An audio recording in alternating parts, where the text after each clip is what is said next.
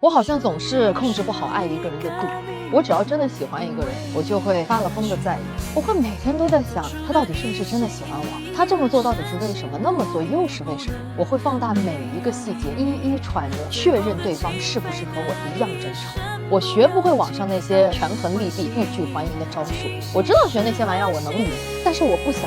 我只想要你。所以即使我假装不在意你，那些喜欢那些心动还是会从我的眼睛、我的鼻子、我的嘴巴、我身体的每一个毛孔跑出来，他们跨越我的防备，无时无刻的不再跟你说我喜欢你，是吧？也许像我们这样的人真的太幼稚，太爱你会吓跑你，假装不爱你，那就是真的不爱你。